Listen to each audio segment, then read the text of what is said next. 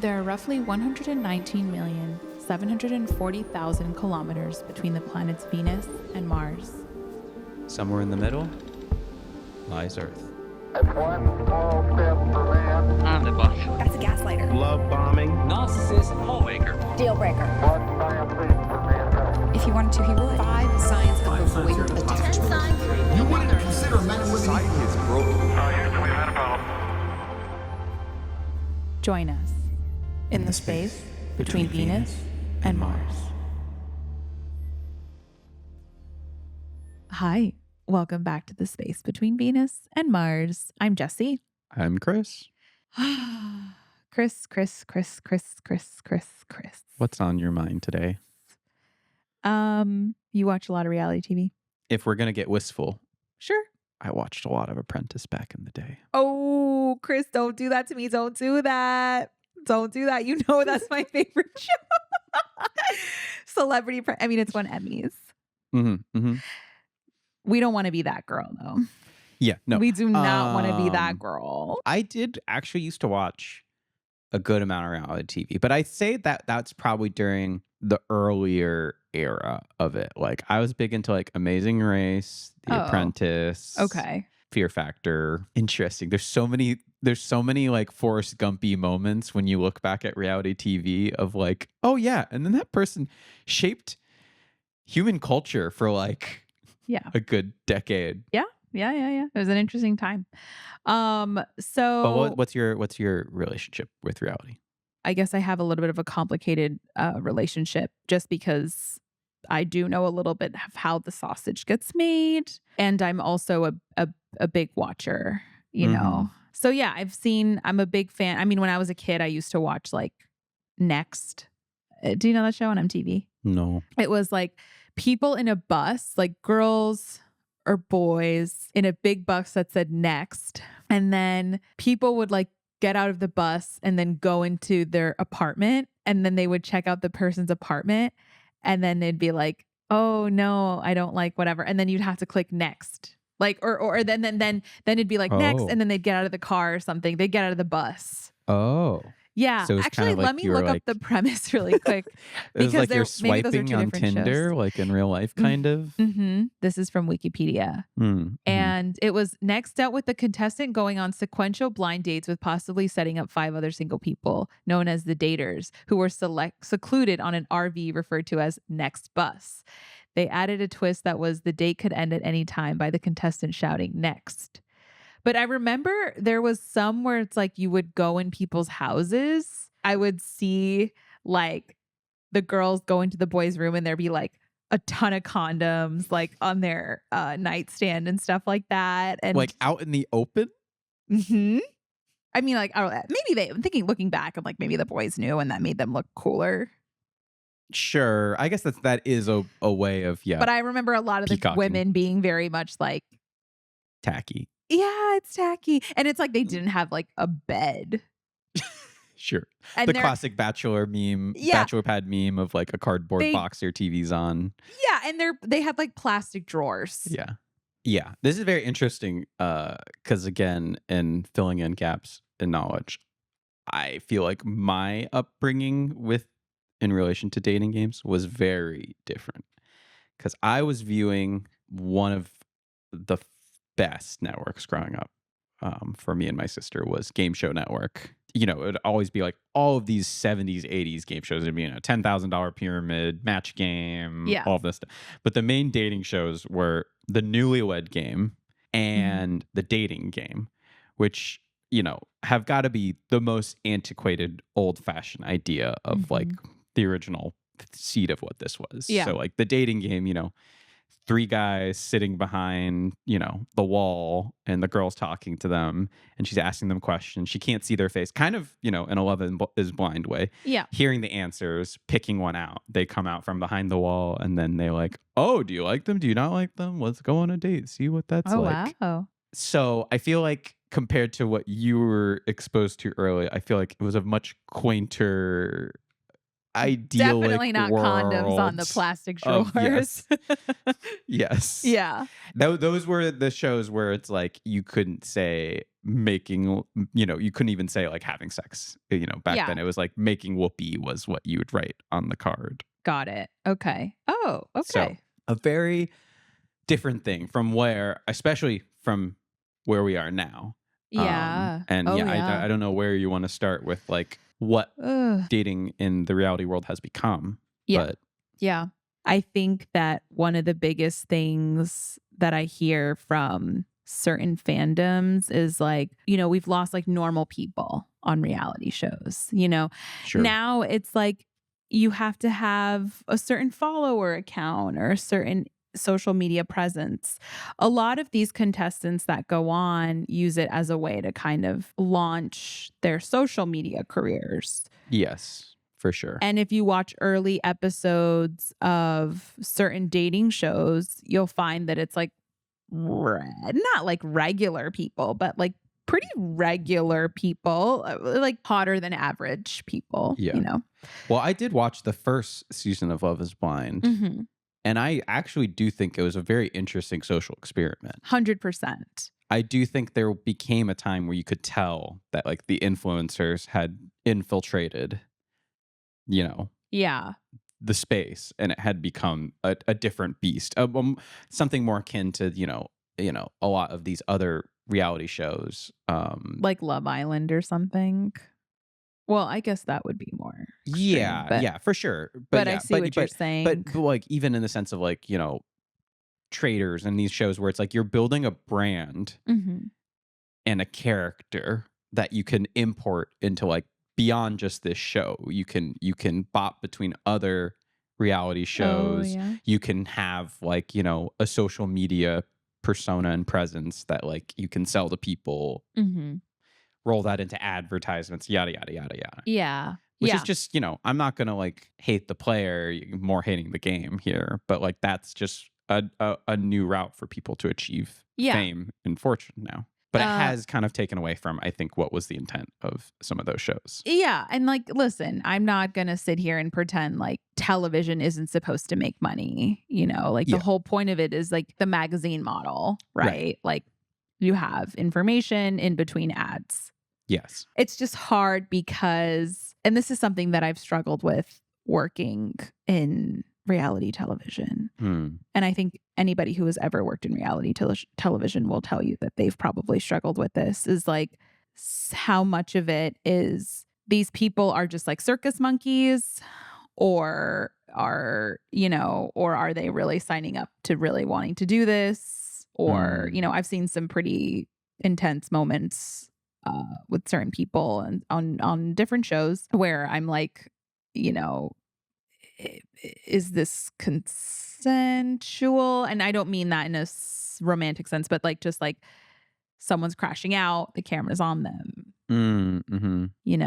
and it's like, well, you signed a contract, you want to be here. And it's like, right, but they're saying they don't want to be filmed right now. Yeah.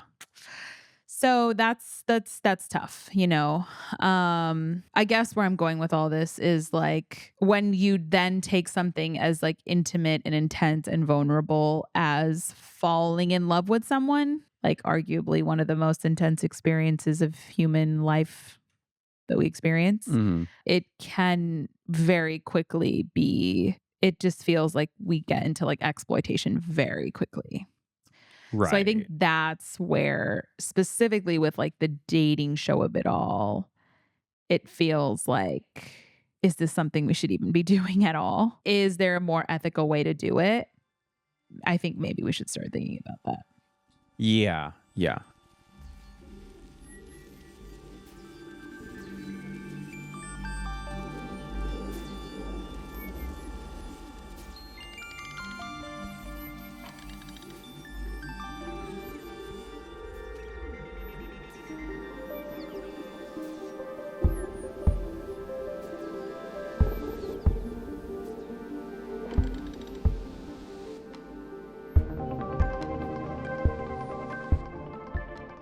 I think that there's like so many wide ranging implications of like how society is affected by seeing these things on screen. Yeah. And that again is getting into this sense of like, again, like the people who are treating it as a way to achieve stardom, how they play the game because of that, how it ends up creating rumor mills, discourse cycles, Yeah. villains, heroes, etc. The narrativizing of it all, how that then affects people and the way they view real life and real relationships and stuff like that. Mm-hmm. I also just think like I watched premiere of the new season of Love Island to prepare for this because I just had never seen any of that before. Yeah. And that show is very distressing to me. And I feel like it really does speak to like a specific anxiety within the culture right now. What about it is distressing if you can? Okay. To me, that show is like the panopticon and its effect on modern dating, but like magnified. Like you have these Panopticon. the panopticon. That's like the idea of like living in like a surveillance state, living in like a world where everyone's always watching you. Oh wow, okay. Yes. Because that show, yes, because I that know. show is like Big Brother meets, the dating game. Yeah. But like there's just like it just in the visual elements of it, even like the fact that like you have these gorgeous women and these Mhm. like super slinky dresses, but they have on a big battery pack, for their love. Yeah. And everyone is wearing these big necklaces that are like the microphone for them that's recording them. And Yeah. that's their mic love. And maybe it's just coming from the production side of things, but it really did exemplify in this weird way to me. I'm like, wow, these people are really like, they're going to bed wearing these lavs and mic Yes. packs. They are living under mass surveillance. And like, Yes. that's the way they're playing this game, where they're literally talking to their partner and being like, no, I feel so good about this. I'm like so, happy and stuff. And then they go over to these doors and they're like, no, I'm not matching up with you. I'm getting out of here. And like, Yeah. it creates this like this paranoia, and it creates this like very callous and flippant way to approach dating, which I mean, I'm not saying is like not a real thing in the real world. Right. But when it's visualized in that way, it really threw me through a loop, honestly. Yeah. And not to mention just the fact that like the production of the show is like a Hardee's commercial, and like half of it you're just like staring at just like half naked women just like Mhm. twerking, and then it's just like, I'm here for love, and you're like, Right. But I don't know. In their defense, I think that there's a season that everyone keeps telling me to watch. Oh yes, I don't doubt that there's like real stuff that comes out of the Yeah. show. It's just But feels like a yes. humiliation ritual at times. I mean, a lot of the shows toe that line. I think about even just a lot of the stuff that happens on Love is Blind, and how just like even when they're in the pods, like the first sort of section of the show Mm-hmm. is so, it's at this point, and at first, like, you're right, season 1 was a really good experiment and like whatever, but at this point it feels absurd. Mm-hmm. Like by this last season 10, I was like, I think we know Love isn't blind. Like, can we just, we're good. None of these couples survive. I mean, there's a few that do survive, Mm-hmm. but it's such a shot in the dark. And I wonder if at this point they're causing more harm than good. Mm. Just the whole production of it, the whole ensemble, the whole kit and caboodle. And I think it's tough because I go into it watching it, especially Love is Blind. Like, I watch it like a sport. Like, I'm there. I watch every single frame. Like, Mhm. I'm into it. And you really come to like care about these people, you know? Yeah. And it's more intense when you're working on the show too. Like, Sure. I just for the record, like I've never worked on Love is Blind, but I can imagine the folks who are working on it too. Like, you see so much, like you really come to like really kind of, I don't know about parasocial, but you just, yeah, you get to know people and you see them go through it, and then you see the final edit, and you're like, and then you see people react to it, and then it's just like, Right. this is really unfair. Mm-hmm. So unfair. And I mean, in some ways, those people are probably more invested in how those relationships are playing out than like even like their friends' relationships play out and stuff. Yeah. Because again, it's put in all of these narratives, framings, and stakes, and Yeah. they tell you so much more about it than you probably will even hear in a truthful sense from like the people in your circles. Sometimes That's a great point. you're That's a getting really great point. really intimate view into like how you're literally seeing them court each other in real time. Going into this conversation, I did some research. See if there was any science behind like, is this actually harmful for us as audience members to watch this sort of content? Like, is this doing anything to us in real life? Like, is this really affecting how we date, and how is this have any effect on like the loneliness crisis and like all these things that like basically everything we talk about, like everything. And there was one site that it's a Atlas Therapy. It was like a blog thing. Not too sure what the science is on this, but they were saying that like there's quite a few problems with shows like this because they give the sense, because it's like it makes the sense of like we're rushing intimacy. So it's like rushing intimacy, whether emotional, physical, or relational, can trigger insecure attachment patterns. Daters risk becoming emotionally attached to a person they don't know yet. When relationship milestones are accelerated, anxiously attached individuals may feel clingy or panicked, when avoidantly attached partners might shut down or disengage. Relationships face challenges that they are not yet to equip to face given the accelerated timeline. I guess they become fodder for the internet under these like extreme circumstances. And they're supposed to be mirrors upon which we kind of view ourselves. And I don't even think that's it though. I mean, in the perfect world, that would be it. It's like we see ourselves through these contestants, but it's almost like, no, it's like they're thrown in the lion's den. Yeah. I and mean, we're it's like, all there to like, I don't know. it's our relation to all celebrities right now, which is to put them on trial basically. Yes. And be like, are you doing it right? Yes. But like, is that what a reality show is really built for? Again, and I think that speaks again to like what it's kind of morphed into of like, is it to watch a social experiment and see if these people can find love, or is it to, sell to a hate? product? Yeah. Yeah. Which part of that is to create Make the such most strong, sensational. yeah, create strong emotions within your Yeah. audience and be like, wow, like more than anyone that I want to see find love, I want this fucking guy to never, come on this show again, or like this guy to die or in a hole or whatever. And like these, the villains that come out of it. The problem with these shows is that a lot of times there is like a villain and a hero. Relationships are complicated. Very rarely is there a villain and a hero, I mean, if we want to blame a villain, the real villain's the patriarchy, which I had to throw it in there. I'm sorry. We gotta It's like just- make a Venus and Mars drinking game at this point. I know. Like, that's how like, many times am I going to say the patriarchy? How many times are we going to say the patriarchy? where's the bingo card? Yeah. But anyways, I mean, yes. for real, like, Yeah, true. like relationships are complicated. People are complicated. Sure. Are there narcissists out there? Are there abusers? Are there like totally evil people? Absolutely. It's important that you watch out for those things. And also, a lot of times people just do bad behaviors instead of like actually being bad people, Yeah. So I think it's hard because it's like we're getting these really intense moments, but then there isn't time for nuance or, for the other perspective. And that's one thing I also really noticed.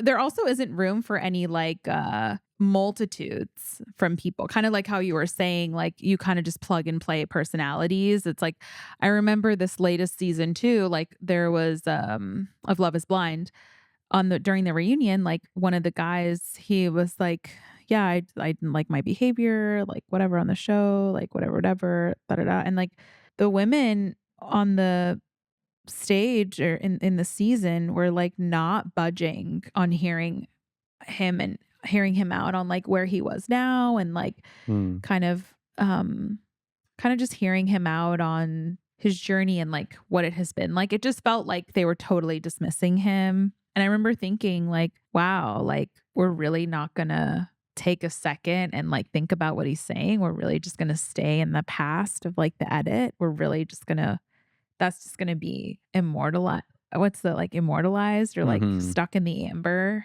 and then we're Sure. not going to move forward from that moment at all. Like, What was the moment that it kept like flashing back to, or? uh, without getting too much into the weeds. Oh, okay, okay. I think people will know the character I'm talking about, the guy who was like obsessed with soccer and like he just was a little bit he was like the finance bro and whatever. And listen, like I didn't like him either. Hmm. But when he was in the reunion, he was saying, the show, it was hard to see himself on screen and all this. Like, I just remember it being like feeling for the guy. And Sure. I remember the girls on stage being like, well, whatever, like, kind of giving him a hard time.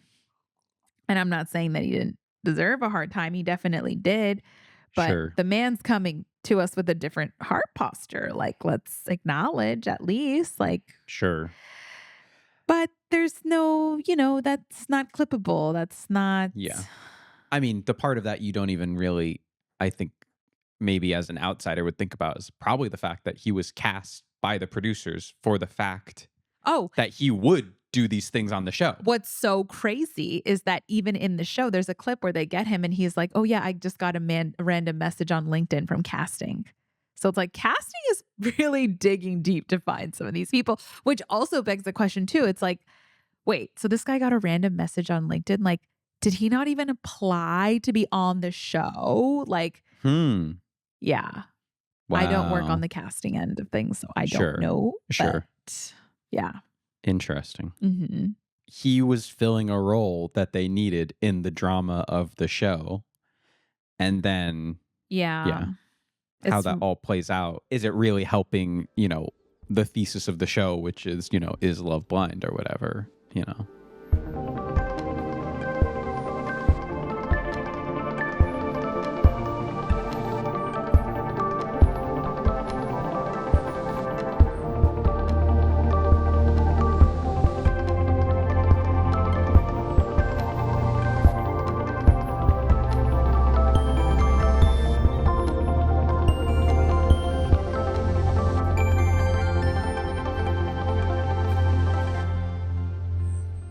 why do we love watching people so much?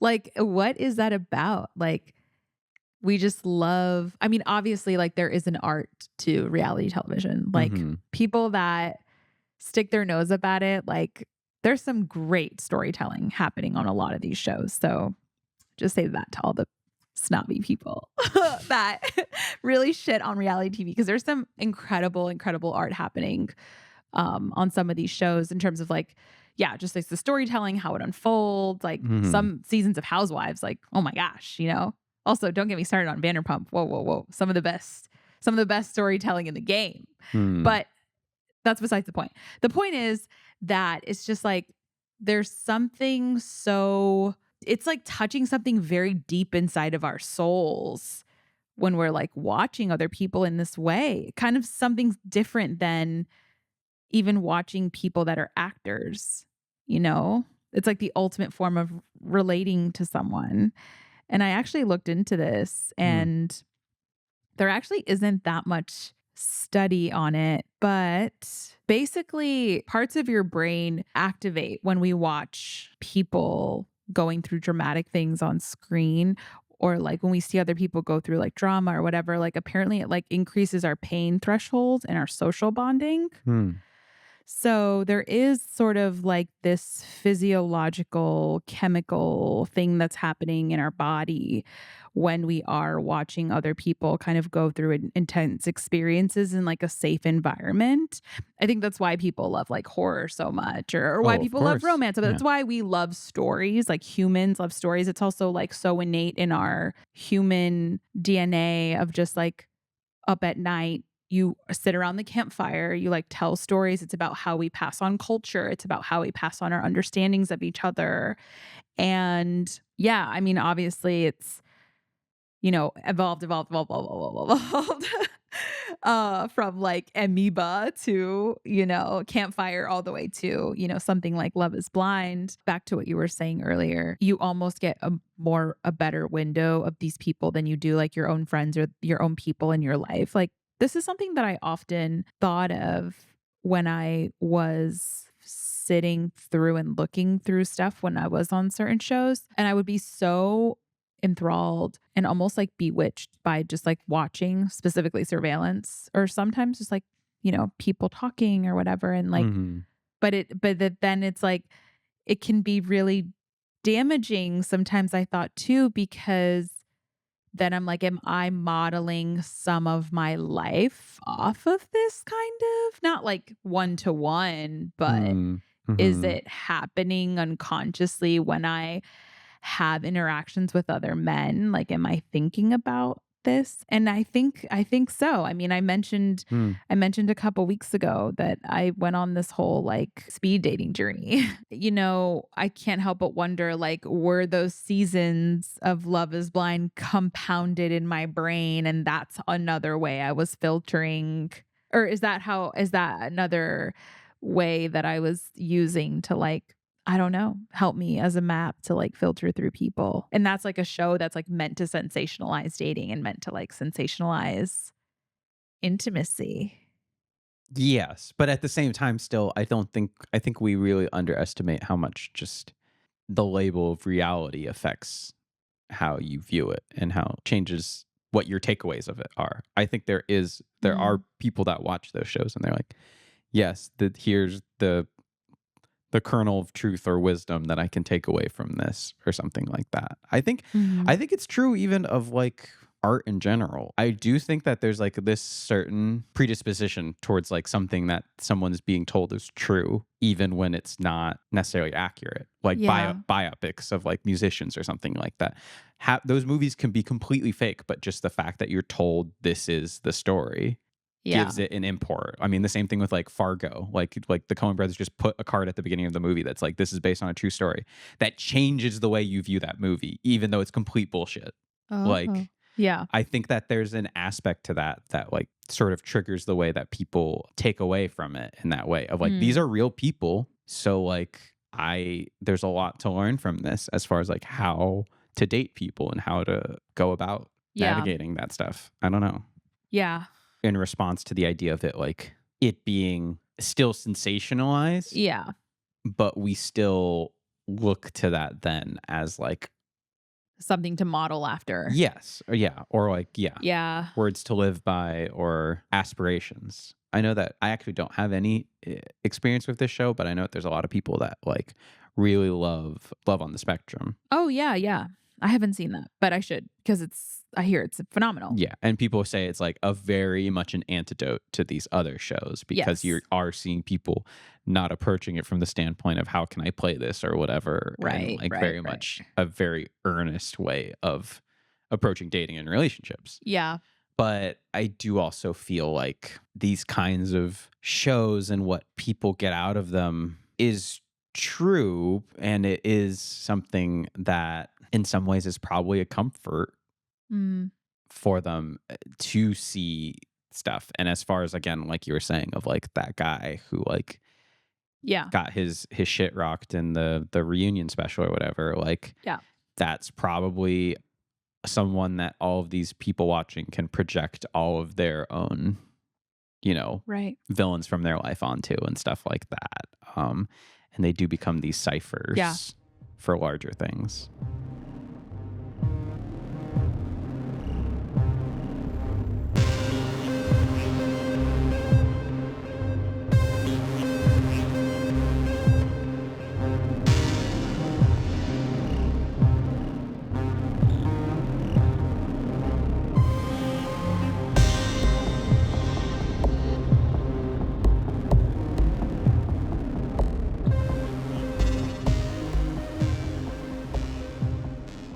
I think that's the other thing too, like that's so insidious about these dating shows now is like these people are being on these shows, mostly like just for how they are, just for themselves. I mean, obviously they're coming in with this persona, Hmm. especially when Hmm. you get on something like maybe Love Island, like maybe that's a little more played up, Hmm. but it's tough because at least with celebrities, it's like there's an implied there's a talent. I guess that would be the thing to sell, right? Like the talent, like Yeah. that's the product they're selling. And this is also what's so insidious about social media as well. It's Hmm. like, well, the product is you. Right. But of course, the product is just you. Hmm. not even a skill that you can offer. That's Yeah. insidious now that I think of, like, really Yeah, kind of that's really break it bad. down. Like, I think it's like with these dating shows or, you know, with these couple shows or whatever, it's like this is supposed to be a reflection of how these people live their lives. Yeah. Well, which I think was another thing that I was thinking about watching Love Island. And I mean, to varying levels of degree for the other shows, Love is Blind, there's a little bit of it, but not as much. But like they're drinking a lot. And there is this other Yes. aspect to the show of like an unlocked id being on stage. And I think that that's something that maybe people overlook or want to like. Well, that's if you could, if I mean, if a casting director could put in a price on that, like that's the talent. Like, Yeah. how much of that can we unlock? But I do think that there's this other element to it too, that like as far as like the sensationalizing of it and the raising of those stakes that happens when everyone is in this kind of like bacchanal haze, Yeah. like how that affects, yeah, I don't know, all that stuff, decision making, judgment, and additionally like what that's selling to the audience as like the way to figure things out, which is Yeah. probably a less intentional way, which is, again, I'm not like putting judgment on any of these or trying not to put judgment on these things, but I do think it then is interesting that like the audience then will hold these people to like a code of conduct. Yeah. It's a hard thing to achieve under not only the pressure of a TV show, but also under the influence. Yeah. I don't know. Pressure cooker, producers. Yeah, cameras. producers. Yes. Yeah. Yeah. Yeah. You being told like, so yeah, have you figured out if you love this person yet?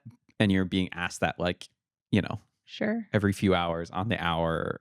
And like, by the way, then you're going to get married in like 3 weeks or whatever. Mm-hmm. It's like, Yeah.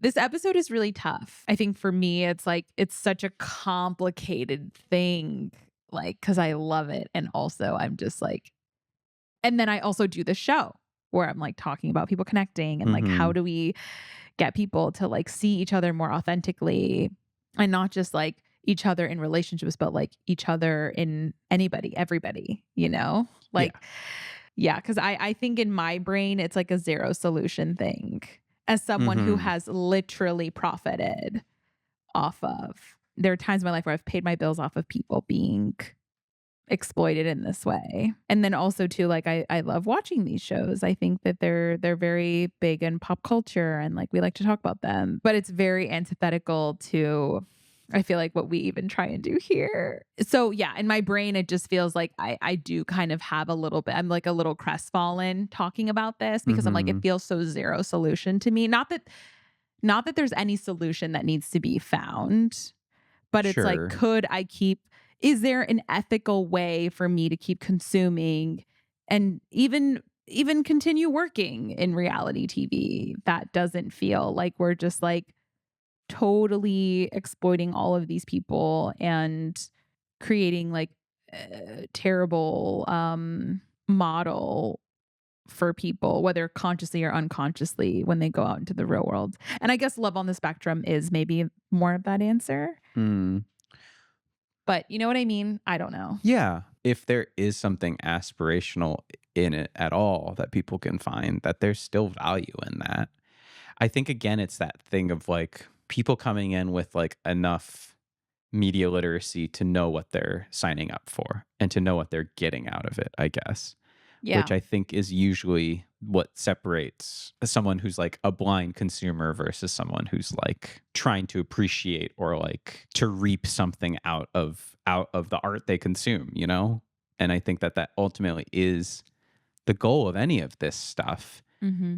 More looking past the more base instincts of just like, like you seeing the thing that you want on screen. I think that if there was more of maybe if you did see more of the cameras or whatever, then you would see, it would like remind you that these people are being surveilled more, if that makes sense. And like, it would give you more of a cue as an audience member to like maybe have more compassion, if that makes sense, then rather than like, see, it's a show. we can judge these people just like they're actors and they're putting on a performance. Right. I don't know. Yeah, I think that that's fair. Now, would any producer be willing to have showing? I don't know. Probably not.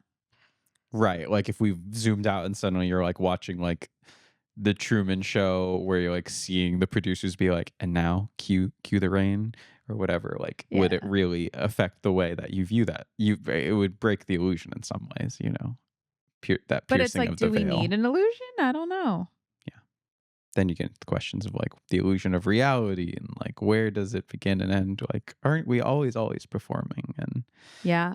but I mean, I don't know. I think if we're gonna end this on anything approaching a positive note, it's just Yeah. I guess it's just, you know, enjoy it as like, yeah, I don't know.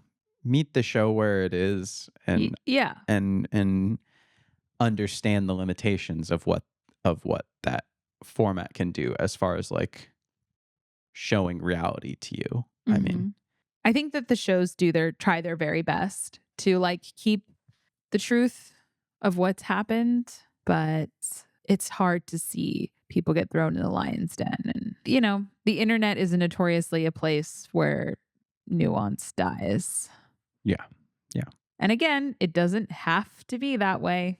That's just the way that we've set up the systems that make more money, but it Mhm. doesn't have to be that way. So, to conclude, I would say hold space for more empathy and compassion for these contestants because they're just trying to find connection too, even if Yeah. it's like absurd and ridiculous and like in this money making machine. Mm-hmm.